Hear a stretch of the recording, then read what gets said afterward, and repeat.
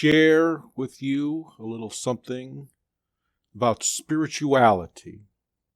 And we're going to draw from Manly Hall's The Secret Teachings of All Ages.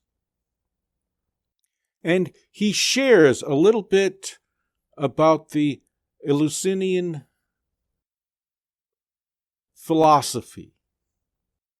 And this was a group, a religion that was in practice long before Christianity had come onto the scene.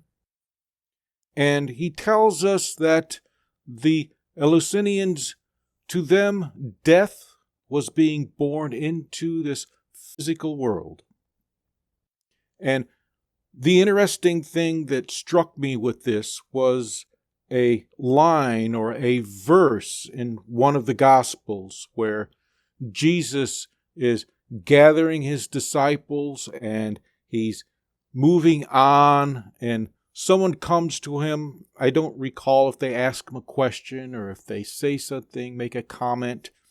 And his response was, "Let the dead bury the dead." And when I read this little bit, because with the Eleusinians, to them, philosophy was the way to stir the soul, to awaken it towards freedom. And when I brought the two together, it gave me a brief understanding of what that simple line that Jesus has said may have meant. Let those who are still asleep tend to those who are asleep. And I will say thank you for allowing me to share this little bit with you. And I present to you the Reverend Thomas Jansen, and he will share his wisdom with us that we may learn. Thank you, Reverend Philip.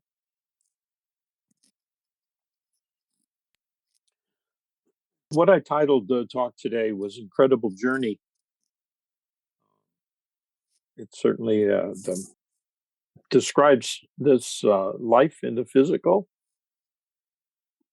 And as we awaken to the greater understanding that we are spiritual beings having this human experience, it becomes even more incredible. And I subscribe to a Course in Miracle lesson plan, not a lesson plan, but there are 365 lessons in the workbook, The Course in Miracles, for those that are not familiar with it, that familiar with it. And I found a group that presents one starting in January 1st, and every day you get one in the email. So when I looked at today's lesson 45, God is the mind with which I think.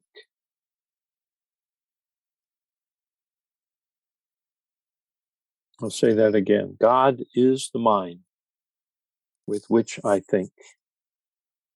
And of course, mind is capitalized if you get into the course. Lowercase mind is the one we experience, and uppercase mind is the one of the Creator.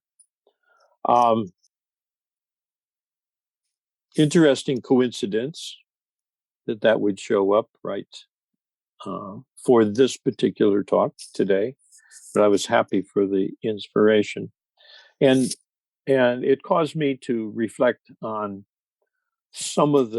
a couple of things that were significant in my journey, and bear with me if you've heard me mention them before. But in the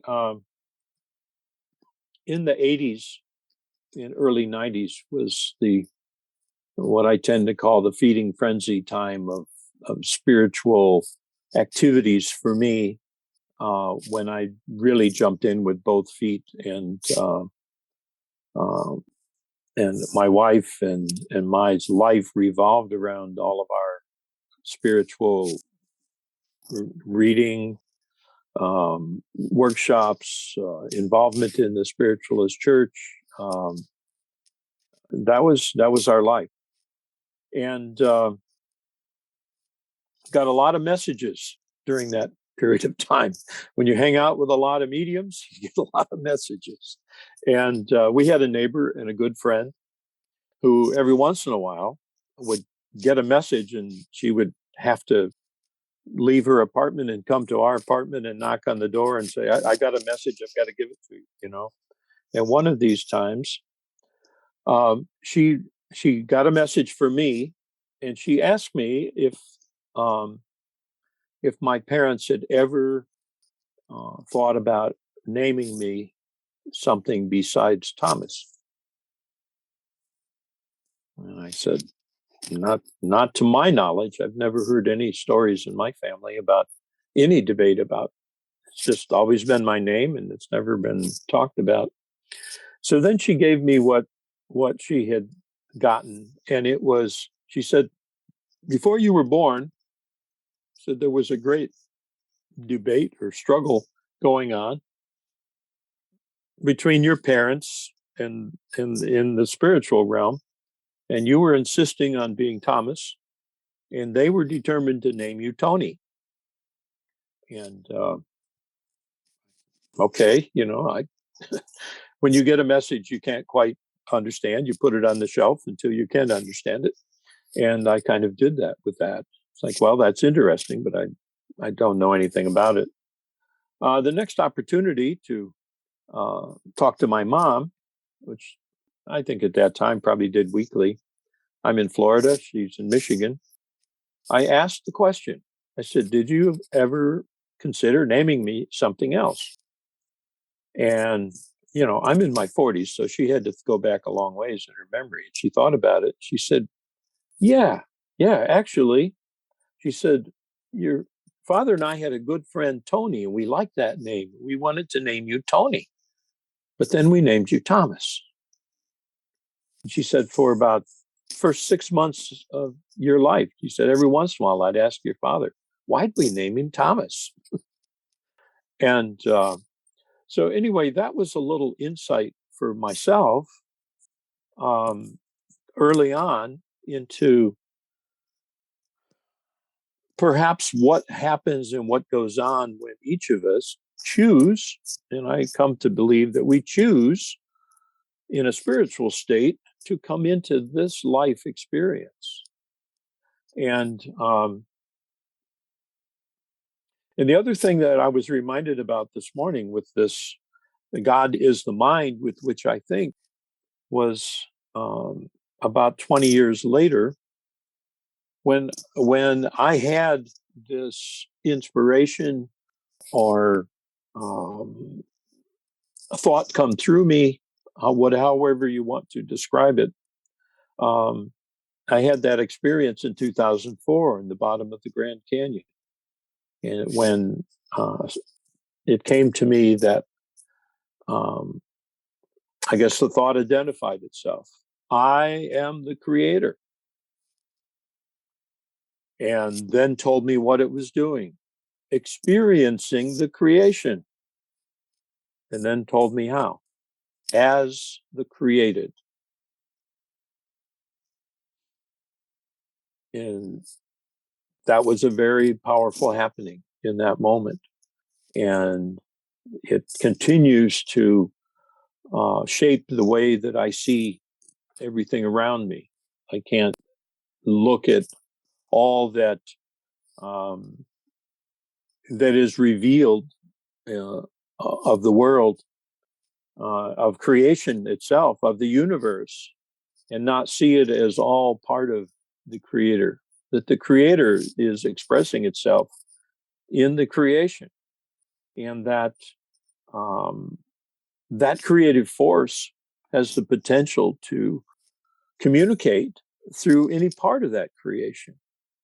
And it began for me to make sense of a lot of the primitive religious practice is very, very involved in the environment around them. They see the Native Americans and other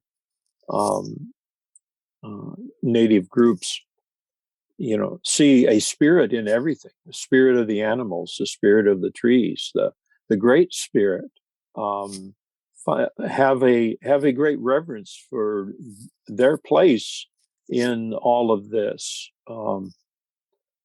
Know that an animal that presents itself and they're able to take it down is a gift both from the great spirit as well as from the spirit of the animal that is shared. It's a powerful and I feel wonderful perspective to have that kind of reverence for something as commonplace as the gift of food from another living being. If energetically this presents you with some concerns, kosher is an answer. I don't know whether you know, but what kosher means is that there's humane slaughter and there's prayer involved, and that a slaughter is unclean if the animal experiences discomfort and pain. That's a powerful connection in a very physical way as we go through our life. A lot of the last 20 years or so for me has been about integration, letting go of the separation of being spiritual and being human. It is so easy to isolate in our beliefs, in those of like mind, as being different from everyone else. I find it more powerful and a greater challenge to be inclusive and to realize that we're all in this together, that we're all here having a spiritual experience, and that we will accomplish our soul's agenda in awareness or without awareness. And those that are unaware going through the world are simply in a different part of their evolution than we are.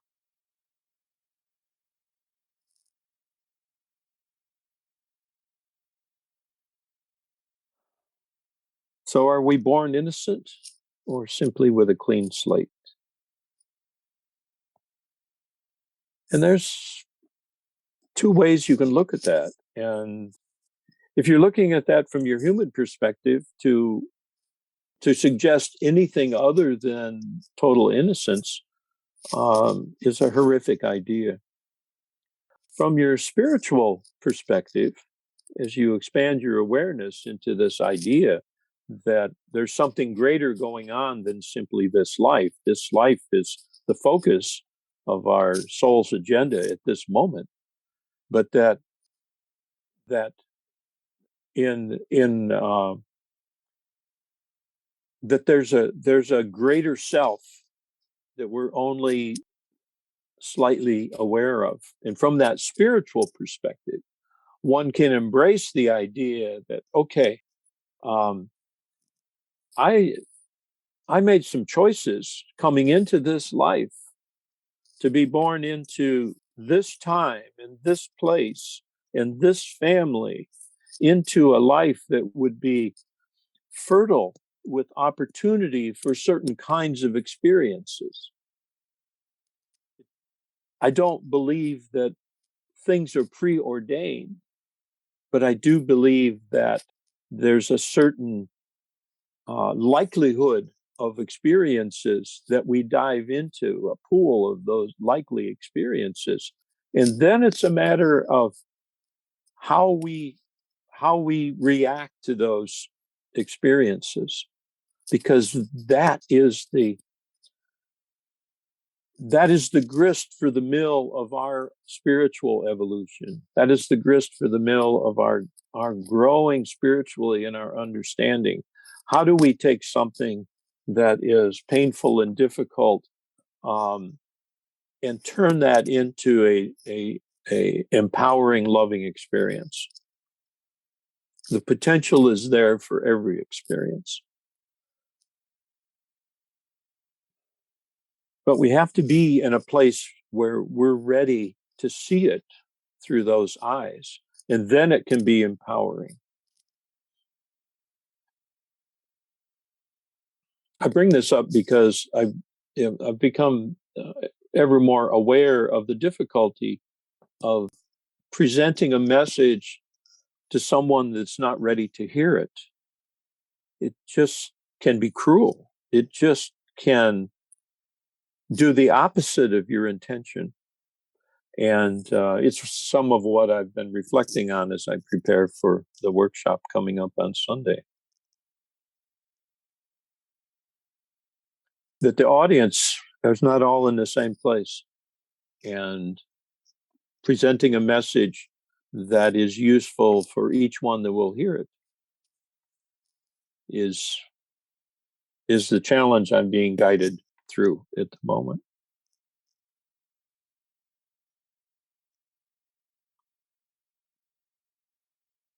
If you want to know what your soul's agenda is, I believe all you have to do is recount the kinds of experiences your life has presented you.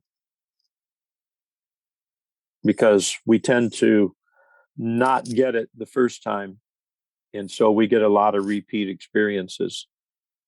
The names may change, the places may change, it may be work, it may be a relationship. But when you look at the underlying theme, it's the same experience presented in multiple ways. We come here to polish that particular facet. We come here to master that, I believe. And wherever you are in that process is fine. As Reverend Phillips' message was today, relax. Let yourself be where you are. And know that it is an evolution, that it is a growth process. And each step in this process is empowering. When we take that step, it is empowering. As Reverend Philip pointed out, when we step through our fears, it's empowering.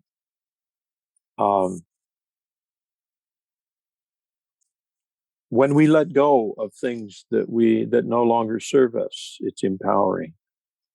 Forgiveness is empowering. Forgiveness is never about an agreement for some harm that another may have caused us. It is about our willingness to move beyond that experience, to accept what it is we can learn from that experience and detach ourselves from it. It's like carrying around a hot coal. We're the ones getting burned. And it's not about the person you're forgiving. It's about disconnecting from that so that it no longer has, you're taking your power back that you have given that particular experience. And that empowerment is something that you can use for a greater good. It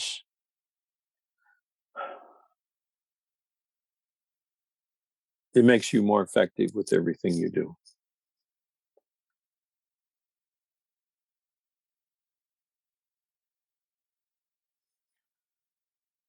Life is both random and pre-planned.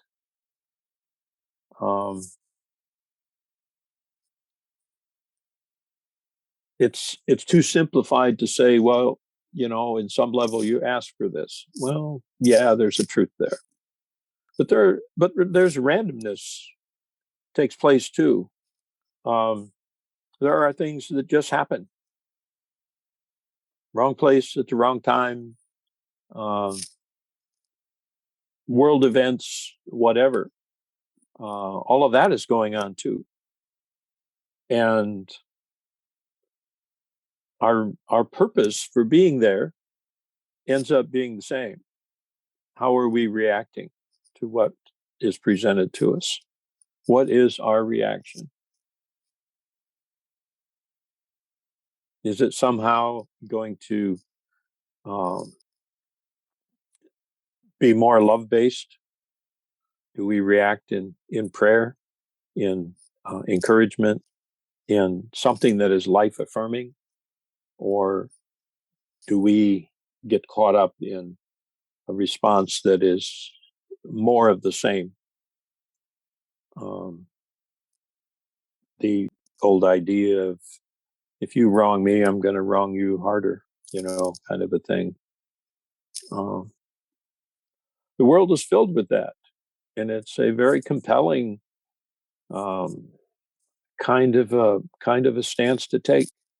Our movies are full of heroes that take exactly that approach and come out on top. And we get programmed a little bit with all of this stuff that we allow in. And it's probably hard to imagine the response of turning the other cheek, of somehow being stronger and being the real hero, as Jesus used those words to present it. And what I get out of those words now, or what I see in those words now, is that it is that reaction, a love-based reaction, as opposed to a fear-based reaction. It is it is the very thing that that is the antidote to what is being presented.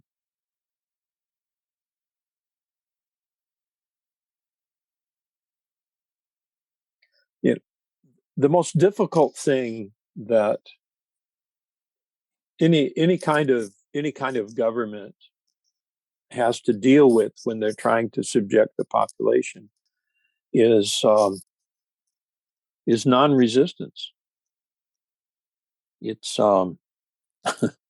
we probably all had the experience of trying to pick up a child that is having a tantrum, and what do? They relax their limbs. You got this squirming, screaming little thing, and it's almost impossible to pick them up if they won't stiffen up for you. You can't pick them up, and that's a little bit of the analogy. Let me just close this with the idea that things will happen in life, and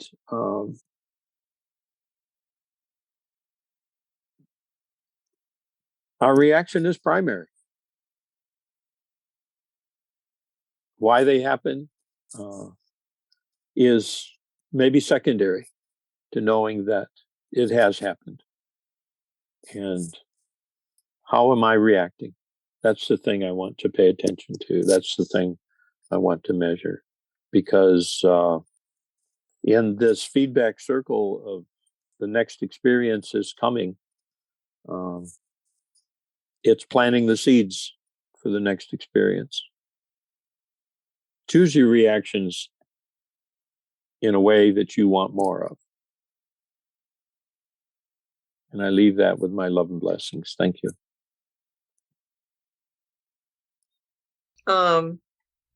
Yeah, I think I liked the part about the reaction, like you were just saying, is, choose the reaction that you want more of. That makes a lot of sense. And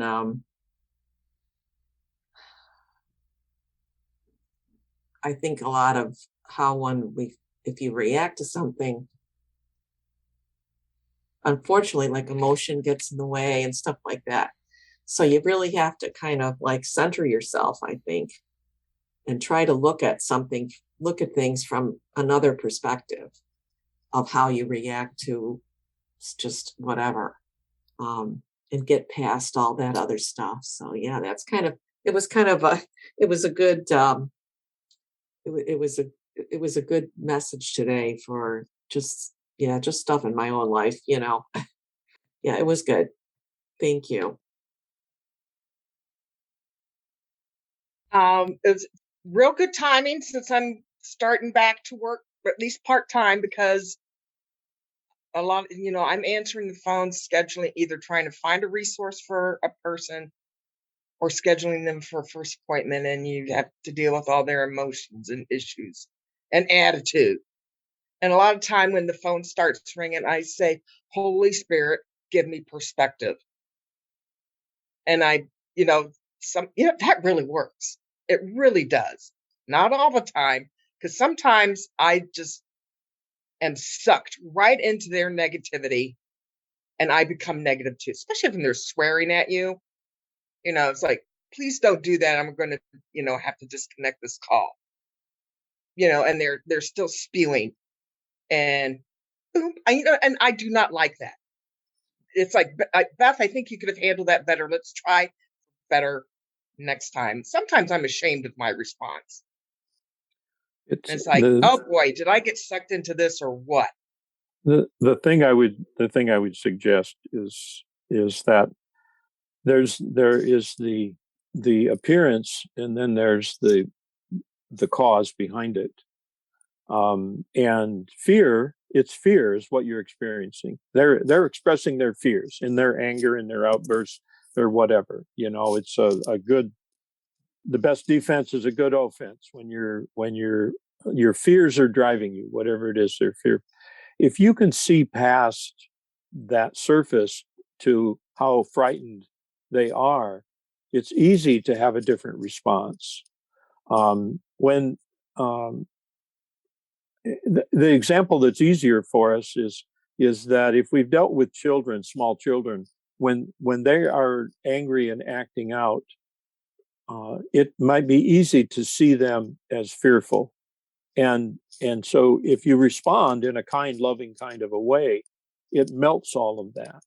So though the first thing is to see it not as it's presented, but what is driving it. If you can see that, if you can just remind yourself, oh my God, they are really afraid, you know, then your response can be something that de-escalates the whole situation, because you very quickly get to a place where you don't feel like you have to defend yourself against this attack. The seeing it as an attack means you've got to defend yourself. Seeing it as someone very frightened and very vulnerable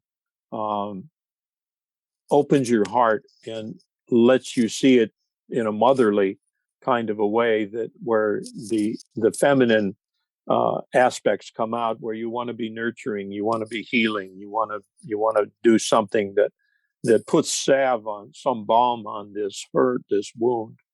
And that's the thing I would suggest. And if you can see past the facade, it's the reaction actually gets easier. So good luck with that. Thank you. It's no fun dreading phone calls like that.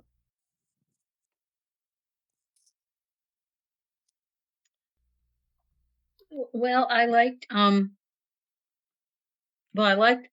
the that God is the mind with which we think, because I think that in itself has causes a lot of reflection and a lot of thought about that. But I also like I thought it was intriguing about the born innocent or a clean slate. And I kind of tend to think more of the clean slate. However, I think there could be elements of both in that. They're like,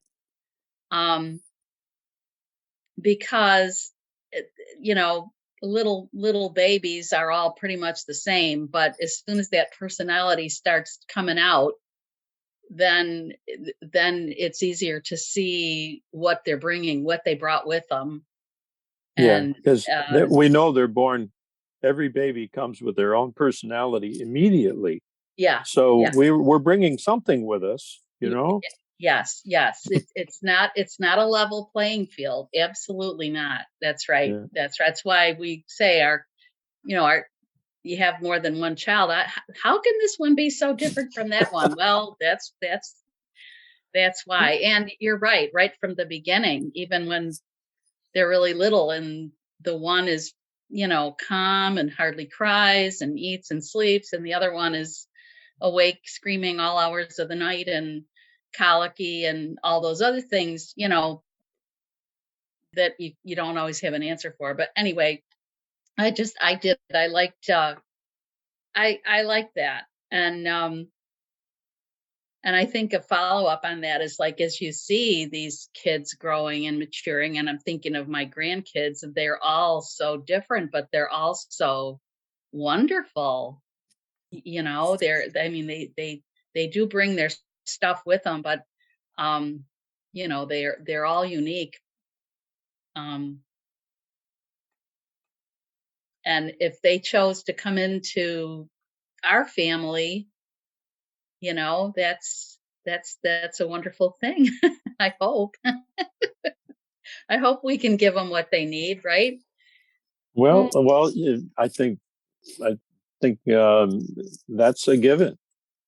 That we all get exactly what we came here for, Mhm. and that covers the good, the bad, and the ugly. As I Yeah, like to keep using that term from the movie, yeah, because it is just so encompassing. it is. Uh, It is. it's Things are in divine order, and it's happening as it's supposed to.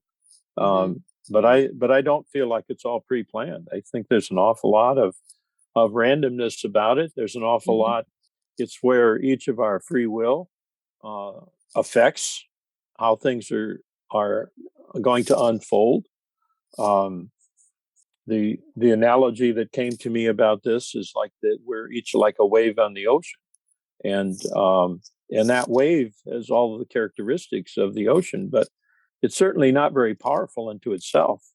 Mhm. Um, Powerful things happen when waves cooperate together and synchronize. Then you have a tsunami, and incredible things happen. And Mhm. that's the kind of potential that believers have. Um, that if we unite in a very loving energy, very, very powerful things can happen. If our reactions are always love based, powerful things will happen. Individually, we're relatively insignificant. It may affect our immediate surroundings and our family somewhat, but as for the big changes to happen, somehow we need to look at the news and see a positive outcome, see a wonderful outcome. And it's great that we're praying for the Ukraine. We need to pray for the Ukraine, Mhm. Mhm. but we don't need to be angry at Putin. That's the wrong energy. We Mhm. need to pray for Putin. We need to pray for the whole situation. We need to use our imagination and see a peaceful outcome, see peace break out, because both realities, the potential for both realities, is right before us. The a Armageddon kind of an outcome, and for this to be the catalyst that it seems to be for bringing the peace loving world together, uniting it when it was so fractured. That is another just as likely outcome, and we're all contributing to energetically to which way this is going to go. Mhm. So, uh, when in doubt, do the loving thing. Reverend Philip, thank you for allowing me to share today. You're welcome. Lovely job. Lovely job. And I want to thank all of you for your thoughts, because it's all of you, each of you, that make this church what it is. Again, thank you, Reverend Thomas, for your message. Wonderful. Thank you for your insights.